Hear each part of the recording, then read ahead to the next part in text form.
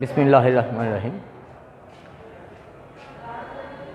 আমি তানজিনুল ইসলাম, চকরিয়া কুরুক বিদ্যাপীঠ চতুর্থ শ্রেণী বাংলাদেশ বিশ্ব পরিচয় অনলাইন ক্লাস থেকে চতুর্থ শ্রেণীর সকল শিক্ষার্থীদেরকে স্বাগতম। ডিয়ার স্টুডেন্টস, তোমরা নিশ্চয়ই ভালো আছো। এই করোনাকালীন সময়ে বাসায় নিশ্চয়ই পড়াশোনা করতেছো।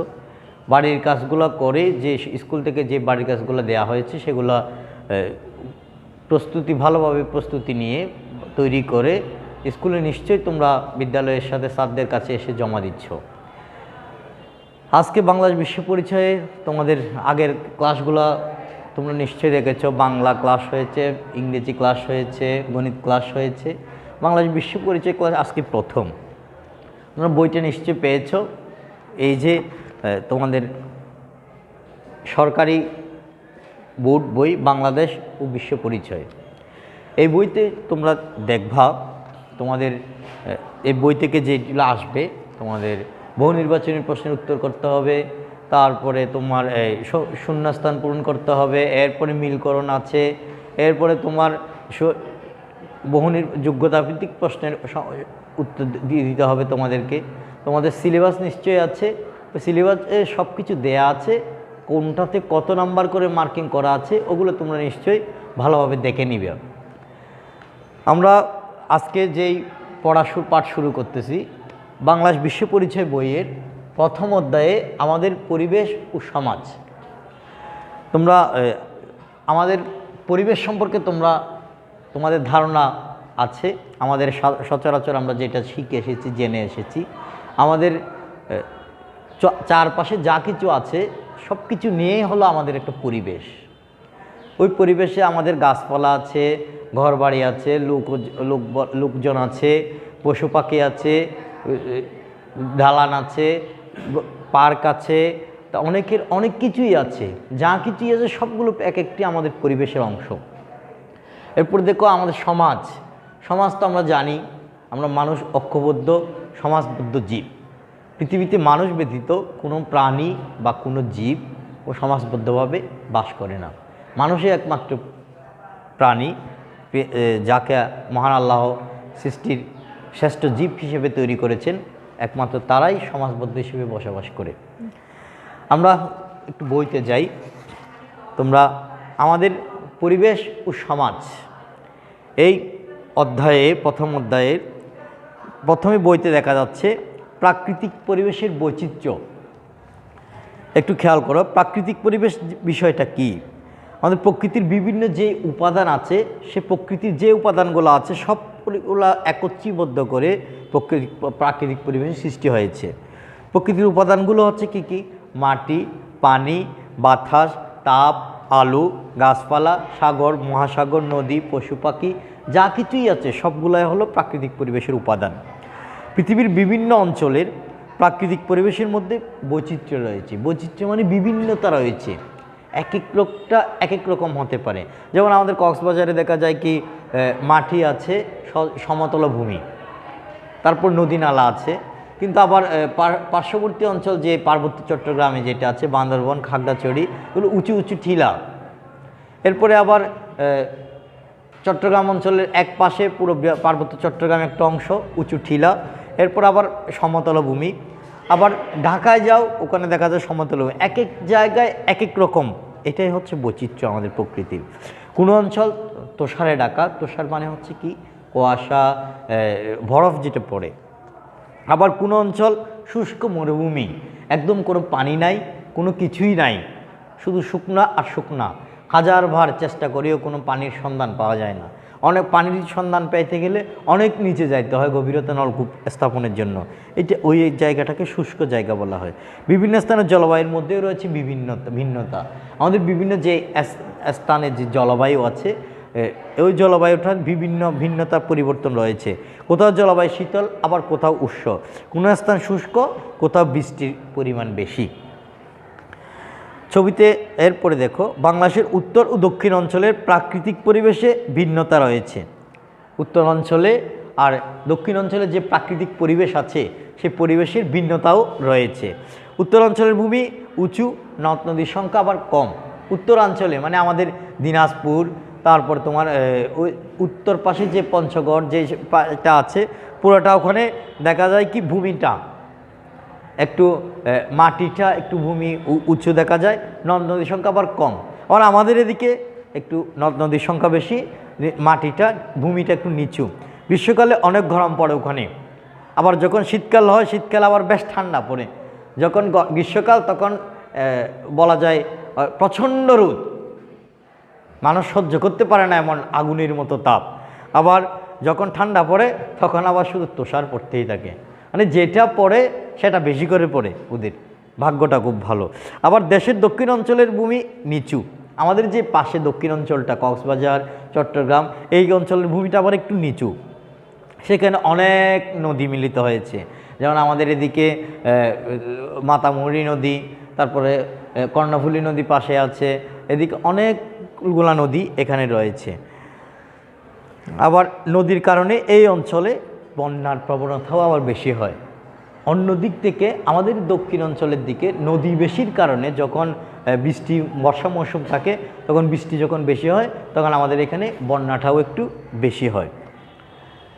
ডিয়ার স্টুডেন্টস, দেখো আমাদের ছবিতে দেখা যাচ্ছে একটা ছবি দেয়া আছে শুষ্ক পরিবেশের ছবি, আর একটা পাশের ছবি দেয়া আছে রিক্সা চালক সবাই মানুষ যাতায়াত করতেছে বৃষ্টি ভেজা পরিবেশে, ওখানে বৃষ্টি পড়তেছে, তাদের বৃষ্টিকে করার জন্য ছাতা ব্যবহার করতেছে।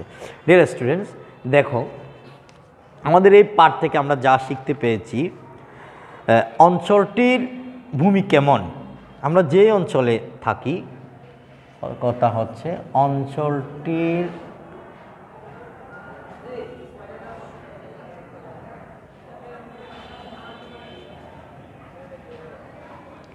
ভূমি কেমন, তারপর আছে জলবায়ু কেমন। আমাদের যে অঞ্চল, আমাদের যে প্রাকৃতিক পরিবেশ, আমাদের দক্ষিণ অঞ্চলের ভূমিটা কেমন, আমরা সবাই জানি আমাদের দক্ষিণ অঞ্চলের ভূমিটা একটু নিচু। তারপর জলবায়ু কেমন, আমাদের জলবায়ুটা নাতিশীতোষ্ণ, যেমন গরমও নয় অতিরিক্ত, আবার অতিরিক্ত ঠান্ডাও নয়, যেটাকে বলা হয় নাতিশীতোষ্ণ বলা হয়। ডিয়ার স্টুডেন্টস, এরপরে দেখো পার্ট 2। পার্ট 2-এ দেখা যাচ্ছে সামাজিক পরিবেশের উপর প্রকৃতির প্রভাব। সামাজিক পরিবেশ কি কি? মানুষ যে সমাজবদ্ধভাবে বসবাস করে, যেটা মানুষের সৃষ্টি, পরিবেশের যে সব কিছু আছে সব কিছু হচ্ছে সামাজিক পরিবেশের উপাদান। যেমন চেয়ার, টেবিল, ফ্যান, তোমার যে এগুলো যা ঘর বাড়ি সবগুলাই হচ্ছে সামাজিক পরিবেশের উপাদান। এই পরিবেশের উপরে প্রকৃতির কী ধরনের প্রভাব বিস্তার করে, প্রকৃতি কী ধরনের প্রভাব পড়ে, আমরা একটু বইতে লক্ষ্য করি। পাঠ্য বইতে মানুষের সৃষ্টি উপাদান নিয়ে সামাজিক পরিবেশ গঠিত হয়, যেমন বাড়ি, বিদ্যালয়, খেলার মাঠ ইত্যাদি সবগুলাই হচ্ছে সামাজিক পরিবেশের উপাদান। যা কিছুই মানুষ নিজেরা তৈরি করে সব কিছুই হচ্ছে সামাজিক পরিবেশের উপাদান। আর যা কিছু আল্লাহ প্রদত্ত, মহান আল্লাহ তাআলা সৃষ্টি করেছে, ওই সব কিছুই হলো প্রাকৃতিক পরিবেশের উপাদান। একই সাথে সমাজে বিভিন্ন কাজ যেমন কৃষি এবং পরিবহন ব্যবস্থাও সামাজিক পরিবেশের একটা অংশ। প্রত্যেকটা ক্ষেত্রে যেমন কৃষি কাজ করা, পরিবহন যাতায়াত, যানবাহন, আমরা বাংলাদেশ থেকে ভারত যাই, বাংলাদেশ থেকে আমেরিকা যাচ্ছি, আমেরিকা থেকে বাংলাদেশে আসতেছে, লন্ডন যাচ্ছে, এই যে বিমান, এটাও একটা সামাজিক পরিবেশের উপাদান। আমাদের সামাজিক পরিবেশ প্রাকৃতিক পরিবেশের উপর নির্ভরশীল। আমরা আমাদের যে সামাজিক পরিবেশটা তৈরি করেছি ওই পরিবেশটা পুরোটাই প্রাকৃতিক পরিবেশের উপর নির্ভরশীল। কোনো অঞ্চলে ঠান্ডা বেশি, আবার কোনো অঞ্চলে গরম বেশি, কোথাও একটু ঠান্ডা বেশি হবে, আবার কোথাও একটু গরমটা বেশি হবে। যেখানে শীত বেশি সেখানে আমরা শীতের প্রকোপ থেকে রক্ষা পাওয়ার জন্য মোটা জামা কাপড় পরি। আমাদের যখন শীতকাল থাকে, এই যে বেশি দিন হয় নাই, অল্প সময় হয়েছে শীত আমাদের কাছ থেকে বিদায় নিয়েছে, আমরা যখন একটু ঠান্ডা লাগে তখন আমরা মোটা কাপড় পরি। আবার যখন গরম পড়ে তখন মোটা কাপড় পরি না, পাতলা কাপড় পরি। আবার যখন বর্ষাকালে একটু বেশি বৃষ্টি পড়ে তখন অনেকে ছাতা ব্যবহার করে, ছাতার পরিবর্তে আবার ওই রেইনকোট ব্যবহার করে অনেকে। আবার যখন বৃষ্টি পড়ে না তখন যার আগে যে প্রতিযোগিতা দিয়ে কিন্তু এগুলো খুলে ফেলি, এগুলো ছেড়ে রেখে দিই। এমনও অনেক সময় হয় সকালে বৃষ্টিতে আমরা গেলাম, ছাতা নিয়ে গেলাম, কিন্তু আসার সময় বৃষ্টি নাই, যে জায়গায় গেলাম সেই জায়গায় ছাতাটাও রেখে চলে আসলাম, খবর থাকে না। আমরা মানুষ তো অনেক সময় মন ভোলা টাইপের হয়ে যায়। আবার দেখো, বইতে দেখো, এই সময় আমরা ভিন্ন ধরনের খাবার খাই। খাবারের শুধু পোশাক আশাক এই সব কিছুর পরিবর্তন না, খাবারের পরিবর্তনটাও হয়ে যায়। এমনভাবে ঘর বাড়ি তৈরি করি যেন ঘর গরম থাকে, ঠান্ডা যখন বেশি পড়ে তখন যেন ঘরটা গরম থাকে, আবার বেশি যখন গরম পড়ে তখন যেন একটু শুষ্ক থাকে। শুষ্ক এলাকায় গাছ ও ফসল কম জন্মে। যেমন ঘর একটু ঠান্ডা থাকার জন্য ঘর তৈরি করলাম, আর পাশাপাশি যদি কিছু গাছগাছালি থাকে তখন ঘরটা একটু ঠান্ডা থাকবে। আবার শুষ্ক এলাকায় গাছ ও ফসল কম জন্মে। একদম বেশি যেখানে গরম, একদম পানি পাওয়া যায় না, ওই ধরনের এলাকাগুলোতে গাছগাছালি একটু কম হবে। স্বাভাবিক, যখন কোনো কিছু কেউ যখন প্রচণ্ড গরমে তৃষ্ণার্ত অবস্থায় যখন পানি পান করতে পারে না, তখন তো সে তার বৃদ্ধি হওয়ার সম্ভাবনা নাই। সেজন্য যেখানে বেশি শুষ্ক, পানি পাওয়া যায় না, সেই জায়গায় গাছগাছালি একটু কম জন্মে। না হয় গাছগাছালি রোপণ করলেও পানি কি করতে হবে, সরবরাহ করতে হবে, না হয় ওই গাছগাছালি থাকবে না। এছাড়া যেমন যেই সব এলাকায় জলাশয় ও নদী বেশি, সেই সব এলাকায় মাছের চাষ আবার বেশি হয় এবং সহজে সেচের কাজও করা যায়। যেমন আমাদের চকরিয়া, কক্সবাজারের চকরিয়া কেন বিখ্যাত? কারণটা হলো আমাদের ভূমিটা একটু নিচু, পানির সরবরাহটা খুব সহজ, যেখানে জায়গাও প্রচুর, এখানে মাছ চাষ এবং লবণ চাষ এই দুইটা জিনিস সবচেয়ে বেশি হয়। চিংড়ি যেখানে বেশি উৎপাদন হয়, যেমন চকরিয়ার বদরখালিতে চিংড়ি চাষ এবং লবণ চাষের জন্য পুরো বাংলাদেশের এই এলাকাটা বিখ্যাত, আমাদের চকরিয়া এলাকাটা। তাহলে এই যেই কারণ হচ্ছে ওখানে পানি সরবরাহটা খুব সহজ এবং পানি নিষ্কাশন করাটাও খুব সহজ, সব কিছু শুকিয়ে ফেলা সব কিছুটাই একদম সহজ বলা যায়। যখন প্রচণ্ড গ্রীষ্মের তাপ হয় তখন পানি শুকিয়ে যায়, তখন আমরা ওখানে লবণ চাষ হয়। আর যখন বর্ষা মৌসুম আসে, পানি জমে যায়, পানি সরবরাহ করা যায়, তখন দেখা যায় কি মাছ চাষ প্রজেক্ট, মাছ চাষের ওখানে সবচেয়ে বেশি আমাদের সবচেয়ে বেশি স্বাদ যেটা, সেটা হচ্ছে আমাদের চিংড়িটা। সারা শুধু বাংলাদেশ না, সারা পৃথিবীতে আমাদের চকরিয়ার চিংড়ি এবং লবণ এই দুইটা জিনিস সবচেয়ে বেশি বিখ্যাত। এরপরে দেখো, সামাজিক পরিবেশও প্রকৃতির উপর প্রভাব ফেলে, তাই আমাদের পরিবেশ নিয়ে সচেতন হতে হবে। আমাদের বেশি করে গাছ লাগানো উচিত। প্রচুর গাছপালা থাকলে আবহাওয়া ঠান্ডা থাকে এবং বৃষ্টিপাত হয়। বৃষ্টি মাটির জন্য উপকারী।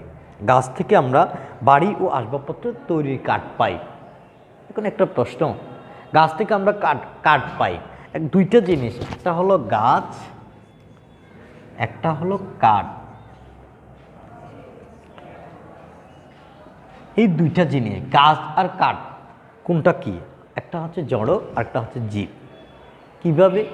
গাছ যখন জীবিত থাকে, সোজা অবস্থায় গাছ থাকে, ডালপালা থাকে, তখন সে খাদ্য সরবরাহ করে, অক্সিজেন ত্যাগ করে, কার্বন ডাইঅক্সাইড গ্রহণ করে। আবার যখন গাছটাকে কেটে ফেলা হবে, তখন এই যে অংশটা হয় সেই অংশটা হচ্ছে কাঠ। এটার কোনো প্রাণ নেই। যার প্রাণ আছে সেটা হচ্ছে জীব, আর যার প্রাণ নেই সেটা হচ্ছে জড়। আর আমরা যখন কোনো প্রাণ থাকবে না, কাঠ যেখানে যেটা আমরা রাখি সেটা থেকে যায়, কোনো নড়াচড়া করতে পারে না। গাছ যখন সোজা হয়ে দাঁড়ায় থাকে, বাতাস যখন একটু বাতাস লাগে, তখন কিন্তু গাছ নড়াচড়া করে, কিন্তু খাবার খায়, বৃদ্ধি ঘটে। এই জন্য এটাকে বলা হচ্ছে জীব, আর কাঠটাকে বলা হচ্ছে জড়। প্রাণ যখন থাকবে না তখন এটা জড় প্রস্তুত। ডিয়ার স্টুডেন্টস, আমরা তখন জানলাম আমাদের পরিবেশ ও সমাজ সম্পর্কে। আমাদের পরিবেশে আমরা পড়েছি প্রাকৃতিক পরিবেশের যে বৈচিত্র্যময় একটা পরিবেশ, সেই পরিবেশটা সম্পর্কে আমরা জেনেছি। আর সামাজিক পরিবেশের উপর প্রকৃতির যে প্রভাব, সেই প্রভাবটা সম্পর্কে আমরা জেনেছি। ডিয়ার স্টুডেন্টস, তোমরা এই বিষয়টা প্রথম অধ্যায়টা একটু ভালো করে পড়বা, তোমরা বাসায় একটু বেশি বেশি করে চর্চা করবা। চর্চা করে তোমাদের যে কাজ, সেই কাজটা হলো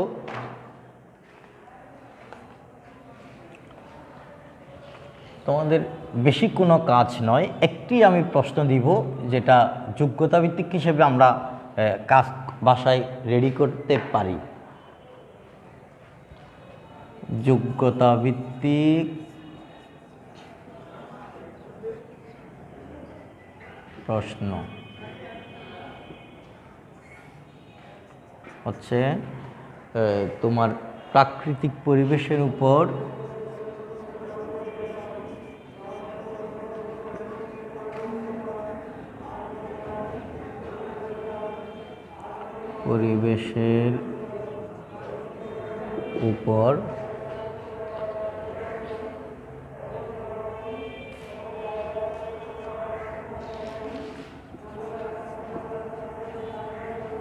জলবায়ুর প্রভাব আলোচনা করো। ডিয়ার স্টুডেন্টস, প্রাকৃতিক পরিবেশের উপর জলবায়ুর প্রভাব আলোচনা করো। এই প্রশ্নটা তোমরা পাঠ্য বই থেকে অনুচ্ছেদটা রিডিংটা একটু ভালোভাবে পড়ে, যে আমরা পড়েছি ওই জিনিসটা ভালোভাবে পড়ে ওই রিডিংটা, এই প্রশ্নটার সমাধানটা তোমরা বাসায় প্র্যাকটিস করার চেষ্টা করবা। প্রাকৃতিক পরিবেশের উপর জলবায়ুর প্রভাব আলোচনা করো। পুরো অধ্যায়টা ভালোভাবে পড়লে তোমরা এই প্রশ্নটার সমাধান করতে পারবা। তোমরা যোগ্যতা ভিত্তিক প্রশ্নে 6 নাম্বার থাকে, 6 নাম্বারে তোমার 6 বা 7 বাক্য যতটুকু তোমাদের সম্ভব মোটামুটি করে তোমরা বাড়ির কাজ করে এবং ওই করে বাসায় বিষয়টা পড়ে একটু বেশি বেশি চর্চা করবা। যত বেশি চর্চা করবা তত বেশি জ্ঞানের প্রসার হবে। আজ আর কথা না বাড়িয়ে সবাই ভালো থেকো, সুস্থ থাকো, তোমরা মাস্ক পরিধান করো, নিরাপদে পথ চলো। আল্লাহ হাফেজ।